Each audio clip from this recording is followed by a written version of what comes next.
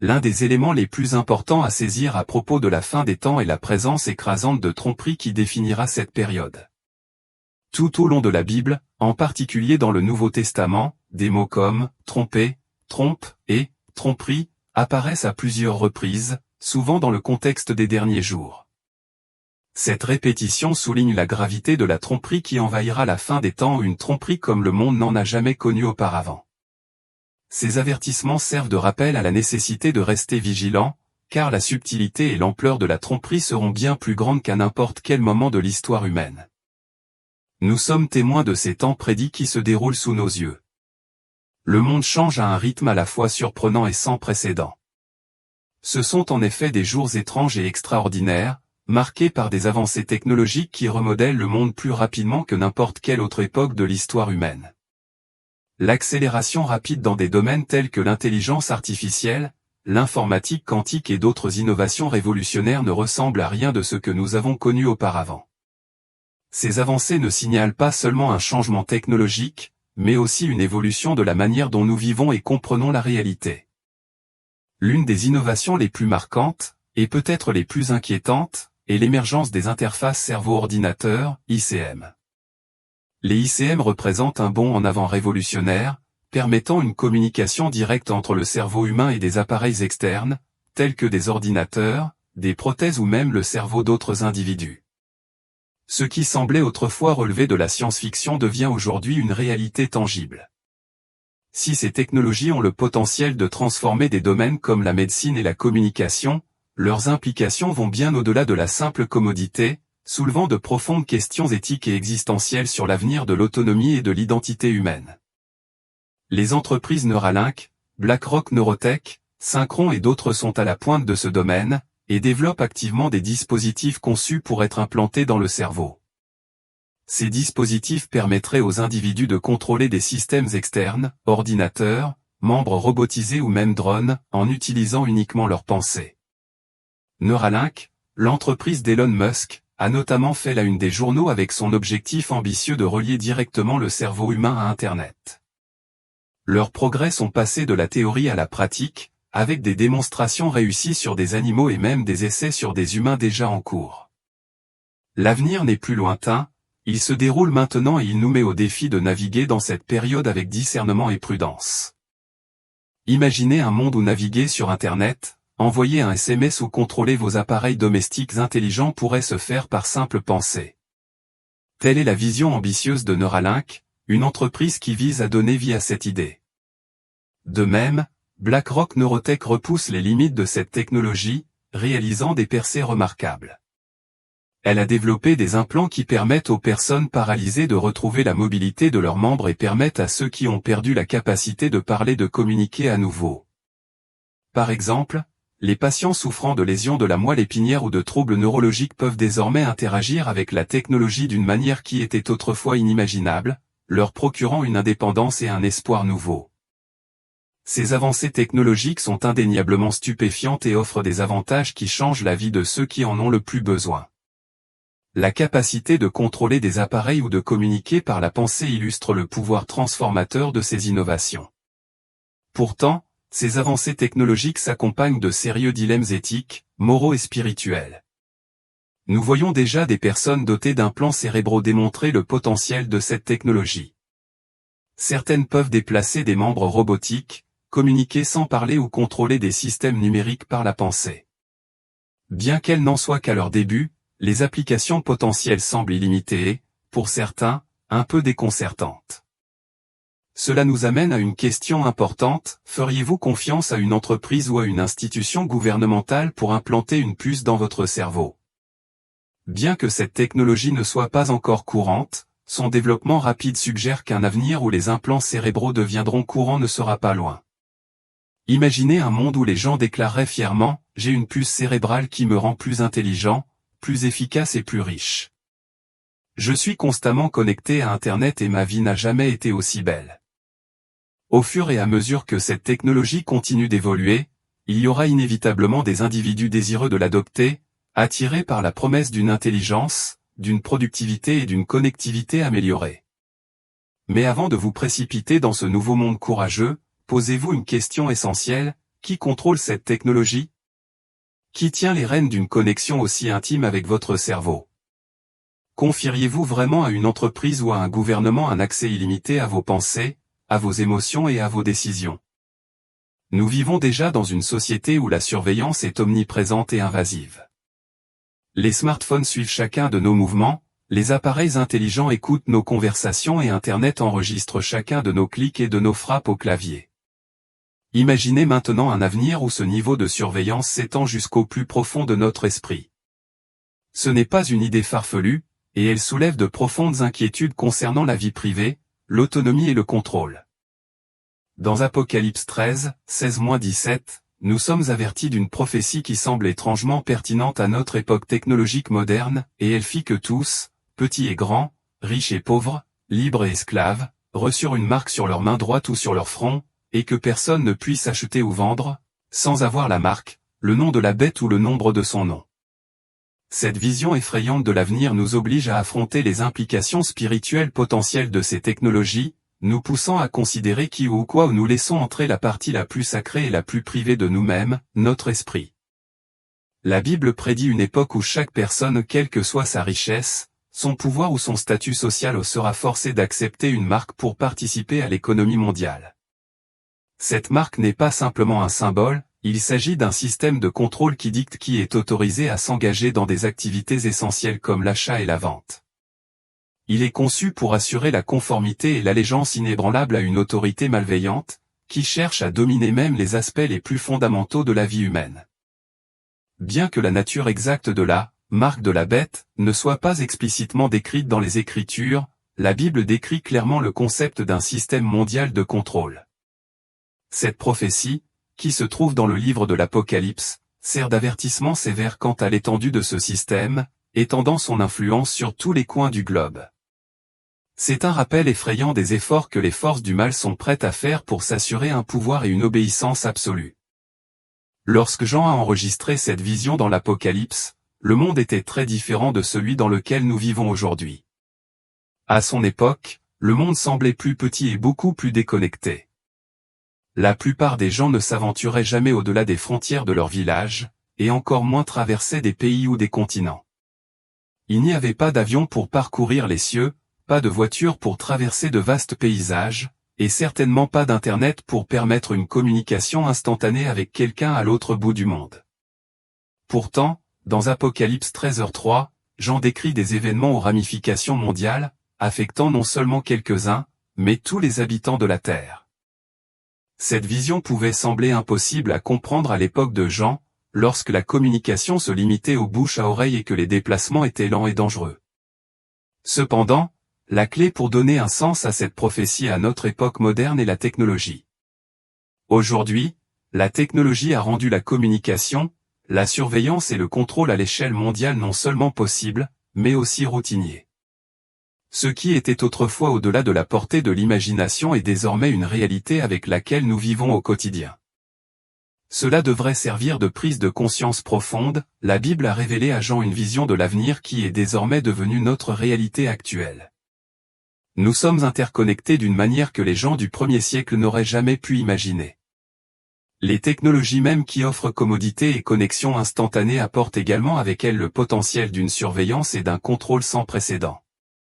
Nous sommes passés d'une époque où les messages prenaient des semaines pour voyager à travers le pays, à une ère où la communication se fait en quelques secondes. Parallèlement à cette connectivité rapide, les outils permettant de surveiller et d'influencer des populations entières ont émergé, ce qui correspond de manière troublante à la prophétie biblique d'un système mondial de contrôle. Nous vivons désormais à une époque de surveillance qui était inimaginable dans le passé, où chaque action, chaque décision, pouvait être surveillée, enregistrée et influencée par des forces bien au-delà de notre portée. Dans le monde d'aujourd'hui, l'utilisation d'identifiants numériques, de puces GPS et d'autres technologies avancées devient de plus en plus répandue, permettant de suivre nos mouvements et nos activités de manière sans précédent. Bien que tous les pays n'aient pas encore adopté les identifiants numériques, il existe une forte poussée mondiale en faveur de leur mise en œuvre généralisée. Par exemple, l'Australie se prépare à lancer des cartes d'identité numérique, une initiative qui reflète une tendance internationale plus large vers l'intégration de ces technologies dans la vie quotidienne. Ces cartes d'identité numérique sont bien plus sophistiquées que de simples cartes d'identité. Elles fonctionnent comme des outils de suivi avancés, s'intégrant parfaitement à divers aspects de notre vie, en reliant tout, des dossiers financiers et des données de santé à l'historique de voyage. Une telle intégration permet aux gouvernements et aux entreprises de surveiller nos activités avec une précision remarquable. Imaginez un scénario dans lequel chaque transaction que vous effectuez, chaque voyage que vous entreprenez et chaque interaction que vous avez sont enregistrées et stockées dans une vaste base de données, accessible par ceux qui occupent des postes de pouvoir. Cela peut ressembler à une vision dystopique de science-fiction, mais cela devient de plus en plus notre réalité. Les puces du système de positionnement global, GPS, sont désormais intégrées à de nombreux appareils, nos téléphones, nos voitures et même certaines technologies portables, et communiquent en permanence avec les satellites pour déterminer notre position exacte. Considérez les implications de cette surveillance constante. Votre téléphone, un élément essentiel de votre vie quotidienne, n'est pas seulement un appareil de communication, il est devenu un puissant instrument de suivi. Il garde une trace de vos déplacements, de la durée de votre séjour et des personnes que vous rencontrez. Il peut même analyser vos habitudes, vous conseiller les meilleurs moments pour partir au travail afin d'éviter les embouteillages ou vous rappeler vos rendez-vous à venir. Cette surveillance omniprésente soulève d'importantes préoccupations concernant la vie privée et la mesure dans laquelle nous sommes prêts à accepter d'être constamment observés. J'ai récemment vécu une expérience personnelle qui a mis en évidence ce problème de manière frappante. Après avoir visité un café, mon téléphone m'a immédiatement incité à évaluer mon expérience dans ce café. Le fait de réaliser que mon téléphone pouvait localiser ma position exacte et suivre mes activités était troublant. Ce type de suivi, bien que souvent présenté comme une fonctionnalité inoffensive, fait partie d'une tendance plus large vers la normalisation de la surveillance. Nous sommes progressivement conditionnés à accepter que nos mouvements, nos préférences et nos comportements soient surveillés et enregistrés. La technologie de reconnaissance faciale, désormais courante dans de nombreuses villes du monde, aggrave encore ce problème. Ces caméras sont plus que de simples mesures de sécurité, elles représentent une forme sophistiquée de surveillance. Elles peuvent identifier des individus dans une foule, surveiller leurs mouvements et même prédire leur comportement en fonction de modèles passés. Dans certaines régions, la reconnaissance faciale est utilisée pour suivre les activités des citoyens, et les personnes peuvent être confrontées à des répercussions en fonction de leur déplacement ou de leur fréquentation. À mesure que nous avançons, il est essentiel de rester conscient de ces développements et de leurs implications pour notre vie privée et notre autonomie. La commodité de la technologie moderne s'accompagne de la responsabilité d'examiner attentivement son impact sur notre liberté et notre espace personnel. Cette technologie, souvent présentée comme un moyen de renforcer la sécurité et la sûreté, a le double potentiel de contrôler les populations et de réprimer la dissidence. Prenons l'exemple des véhicules modernes. Les voitures d'aujourd'hui, en particulier les modèles les plus récents, vont au-delà du simple moyen de transport, elles servent désormais d'outils sophistiqués de collecte de données. Ces véhicules enregistrent des détails sur vos déplacements, notamment vos destinations, la durée de votre séjour, etc. Ils sont équipés de systèmes conçus non seulement pour la conduite, mais aussi pour collecter des données complètes. Ces informations, souvent collectées sans consentement explicite, sont accessibles aux constructeurs automobiles, aux compagnies d'assurance et même aux forces de l'ordre. Chaque trajet que vous entreprenez est méticuleusement enregistré, créant un journal complet de vos déplacements. Ces données sont utilisées pour créer des profils détaillés sur vous, reflétant vos habitudes et vos préférences. Sur Internet, la portée du suivi est encore plus large. Chaque site web que vous visitez, chaque requête de recherche que vous saisissez et chaque interaction que vous avez laisse une empreinte numérique. Les entreprises exploitent ces informations pour créer des profils détaillés sur leurs intérêts et leurs comportements. Cependant, l'impact de cette collecte de données va au-delà de la publicité ciblée. Elle peut être utilisée pour prédire votre comportement, influencer vos décisions et même manipuler vos actions. Par exemple, avez-vous déjà remarqué que les publicités semblent vous suivre partout sur Internet ou que vos flux de médias sociaux sont remplis de contenus qui semblent taillés sur mesure pour vous? Ce n'est pas une simple coïncidence. C'est le résultat d'algorithmes avancés conçus pour vous maintenir engagé et, en fin de compte, pour exercer un contrôle sur vos choix. De plus, les satellites en orbite autour de notre planète font partie d'un vaste réseau qui étend la surveillance au-delà des frontières traditionnelles. Ces satellites font bien plus que fournir des prévisions météorologiques ou soutenir la navigation GPS, ils surveillent également nos activités quotidiennes depuis l'espace, capturant des images et des données qui servent à diverses fins, des intérêts commerciaux à la surveillance gouvernementale. La convergence des technologies, identification numérique, puces GPS, reconnaissance faciale, suivi sur Internet et observation par satellite, forment un vaste réseau de surveillance qui englobe presque toutes les facettes de notre vie. À l'ère de la surveillance omniprésente, où presque chaque action, décision et mouvement peut être suivi et analysé, imaginez les implications lorsque les interfaces cerveau-ordinateur se généraliseront. Si nous sommes déjà soumis à une surveillance via nos appareils, nos véhicules et nos activités en ligne, que se passera-t-il lorsque les gens commenceront à implanter des puces directement dans leur cerveau? Le potentiel de contrôle et de manipulation atteindra des niveaux sans précédent, remodelant notre réalité d'une manière qui remettra en question nos notions de vie privée et d'autonomie. Il ne s'agit pas seulement d'une question de commodité ou de progrès médical, cela touche à une profonde question de contrôle. L'avènement des interfaces cerveau-ordinateur représente un bon potentiel en avant dans la surveillance, où non seulement nos actions ou nos mouvements, mais aussi nos pensées même pourraient être surveillées et influencées. Imaginez une réalité où chaque pensée, intention et désir seraient accessibles aux entreprises ou au gouvernement. Ce niveau de contrôle est profondément troublant, car il empiète sur les aspects les plus privés et personnels de nos vies, nos pensées et nos sentiments les plus intimes. Apocalypse 13 offre une vision prophétique d'un monde où un système de contrôle complet gouverne toutes les facettes de la vie, et il est évident que nous nous rapprochons de cette réalité chaque jour qui passe. Les technologies qui visent à améliorer nos vies et à nous connecter de manière inédite comportent également le risque de nous enfermer dans un réseau de surveillance et de domination. Si nous nous émerveillons devant les avancées technologiques, nous devons également nous méfier de leur utilisation abusive potentielle, qui pourrait compromettre nos libertés et notre vie privée. La prévoyance de la Bible ne se limitait pas aux gens de l'époque de Jean, elle nous parle également à notre époque actuelle. Le développement rapide de ces technologies montre de plus en plus clairement comment un tel système de contrôle pourrait se manifester. La commodité et les capacités indéniables offertes par ces technologies ont un coût important. Nous devons nous demander, sommes-nous prêts à échanger notre vie privée, notre autonomie et notre liberté contre des avantages? Sommes-nous prêts à accepter une réalité où chaque aspect de notre vie, y compris nos pensées, est soumis à la surveillance et au contrôle?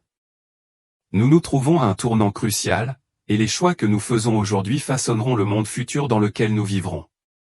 Les avertissements donnés dans l'Apocalypse ne sont pas des reliques du passé, mais sont profondément pertinents pour nous aujourd'hui. Nous devons aborder ces temps avec discernement et sagesse, en restant fidèles à la vérité de la parole de Dieu et en recherchant sa direction alors que nous naviguons dans ces questions complexes. En fin de compte, notre foi et notre confiance doivent rester ancrées en Dieu, et non dans les promesses éphémères de la technologie.